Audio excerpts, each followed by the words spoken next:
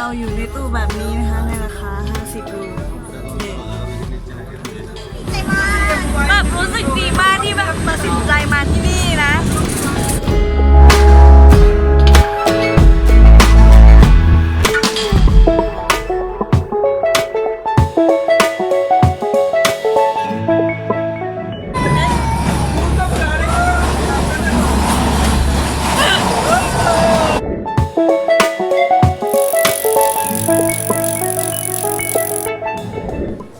ทุกคนวันนี้นะคะเป็นวันพฤหัสบดีที่ 25 เมษายน 2562 นะคะตอนนี้โอกับเพชรนะคะอยู่ที่สถานีกาก้าและนี่นะคะคือติ๊กเก็ตค่ะสำหรับการขึ้นทอยเทรนนะคะพวกเรา2คนนะคะโดโลกนะคะขึ้นในราคา50 รูเท่านั้นดูในตารางมัน255 รูแต่บนซื้อจริงดิยายบอกว่าเขาคิดว่าฉันเป็นนางกาแลหรือเปล่านาการแลนด์ก็คือคนอีกทางเหนือใช่ที่หน้าตาจะสเปนหน้าคล้ายคนไทยเอาจริงๆนิดนึงอะไรประมาณนี้เดี๋ยวโอกับเพชรต้องขอตัวไปขึ้นแล้วนะคะจะถึงเวลาใช่ค่ะ50 รูถูกมากอีกจะบอกว่าก่อนที่เราจะมาถึงกาก้าได้นะคะเราต้องไปนั่งรถจากข้างบนภูเขานั่นนะคะที่ไหนนะแชมบ้าใช่นั่งจากแชมบ้าไปลงพัทนคอร์ดแล้วนั่งจากพัทนคอร์ดมาลงกาก้าแต่รอบนี้ที่เรานั่งคือกาก้าไปชิมล่านะคะใช่ค่ะ50 รู2 คนคนละ25 รูเจ้าช่วยถูกมากนี่คือข้อดีของการพูดภาษาอังกฤษนะคะทุกคน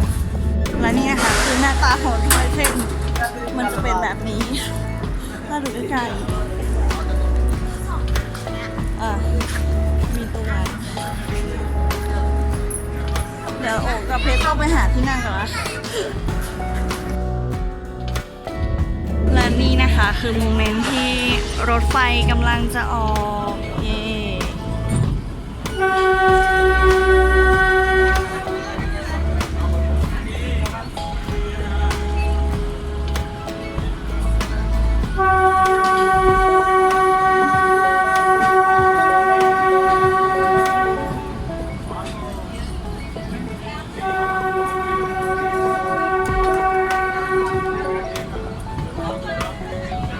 ตอนนี้โอ๋อยู่ในรถไฟนะคะซึ่งเป็นห้องที่นั่งรวมกับชาวพาราตะนะคะเพราะว่าเรานั่งในราคา50 รูแต่ถามว่าจริงๆแล้วทอยเทรนนะคะมีเหมือนแบบเป็นชั้นสำหรับคนมีเงินเนาะหมายถึงนักท่องเที่ยวอะไรที่แพงขึ้นไปอีกเราเห็นนะคะแต่ว่าเราไม่รู้ตอนซื้อตั๋วก็คนด้วยความที่เพชรไปซื้อแล้วพูดภาษาฮินดีเพราะงั้นคนขายตั๋วก็เลยขายให้ในราคา50 รูนะคะก็คือ2 คนนะคะถ้าตก1 คนก็เท่ากับ25 รูถ้าหาร2ประมาณ 12.5 บาทเนาะอยากให้ทุกคนได้เห็นที่โบเห็นบ้าง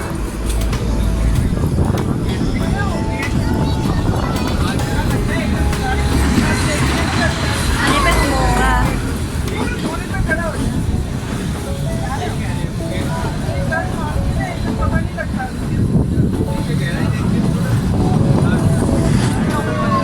เวลาเขาเข้าอุโมงค์เขาจะชอบร้องเสียงดังๆนะคะ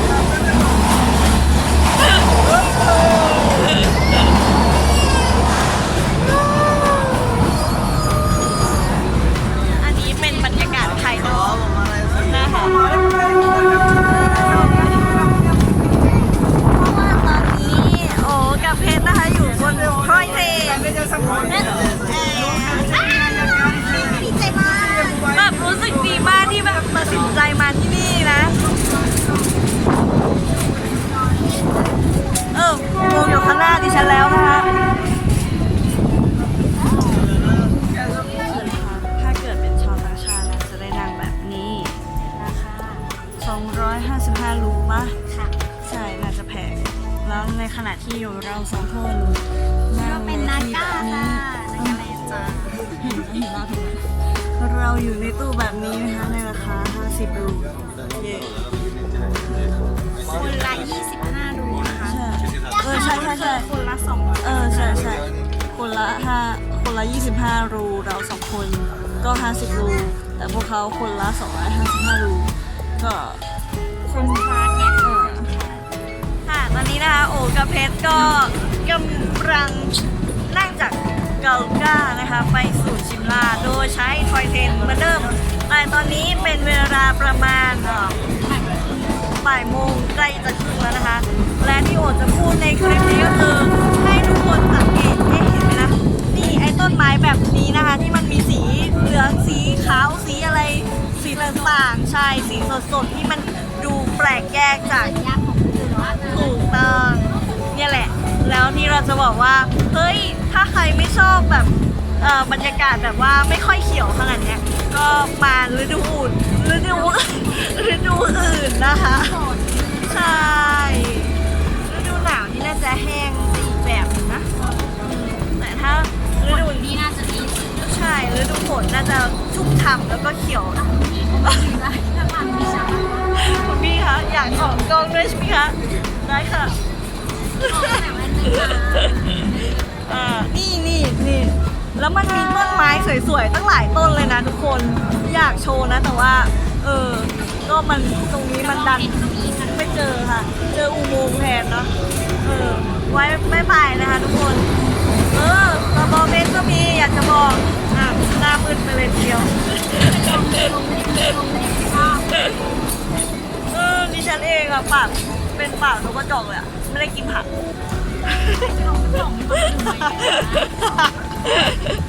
โอ้ยไม่มีใครมาดูหรอกคลิปแบบว่าให้กลับมาลงเพื่อแบบกลับมาดูของตัวเองเพื่อแบบกลับมาดูของตัวเองแล้วแบบจำได้ว่า แนะนำคนต้องหวังได้ ก็ใช่ก็ใช่หรือแบบจะได้จำได้แล้วช่วงนี้ฉันเป็นปากนกกระจอกเทศเพราะว่าไม่กินผักแต่เลย น้ำมากิน นั่นสิเพราะว่าเดินทางมันก็ขี้เกียจจะซื้อน้ำ นอกจากจะได้กินน้ำแล้วคิวที่อาบน้ำ ใช่สังเกตดูพวกเราชุดเมื่อวานนะคะ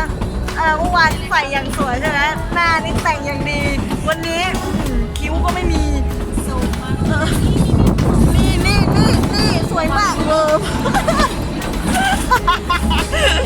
สั้นอีกแล้วไปเจอคนอื่น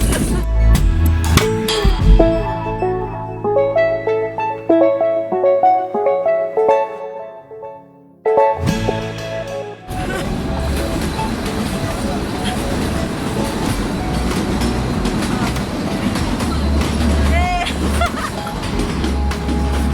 เหมือนนี้เลย บอกคนที่สั่งมาบ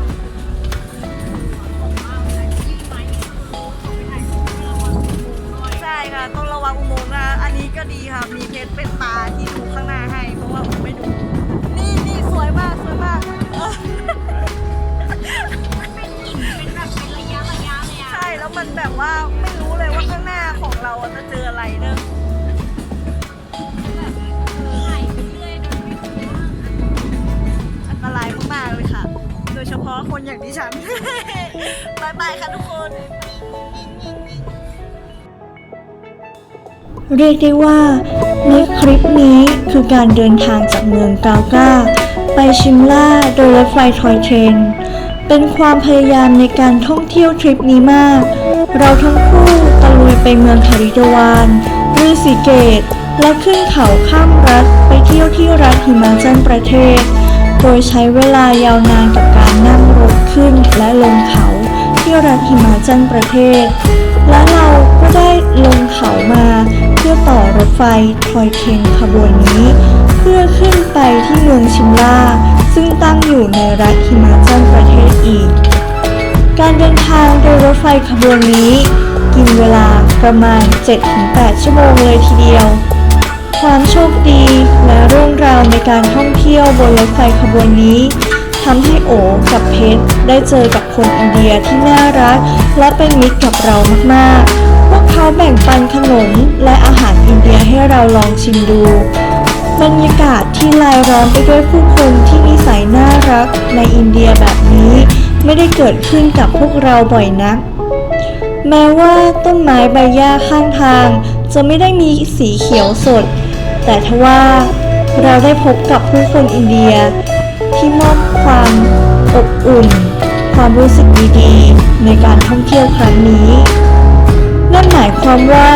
ความทรงจำครั้งนี้ได้สอดแทรกความประทับใจและรอยยิ้มของผู้คนอินเดียเอาไว้ในใจแม้ว่าตอนนี้เราจะลืมใบหน้าของพวกเขาไปแล้วแต่รอยประทับที่เกิดขึ้นในจิตใจของโอนั้นมีความสุขเมื่อได้จดจำว่าครั้งหนึ่งโอได้ยิ้มกับคนอินเดียบนรถไฟทอยเทรนขบวนนี้การเดินทางของแต่ละคนมีเรื่องราวแตกต่างกันผู้คนสิ่งรอบตัวโอกาสและจังหวะการเต้นของหัวใจไม่เหมือนกันขอขอบคุณที่ได้มาอินเดียและได้มาขึ้นรถไฟขบวนนี้พร้อมๆกับพวกเขานั่นเป็นความคิดก่อนที่โอจะพลอยหลับไปและตื่นขึ้นมาเมื่อรถไฟเทียบชานชาลาที่เมืองชิมลาแล้ว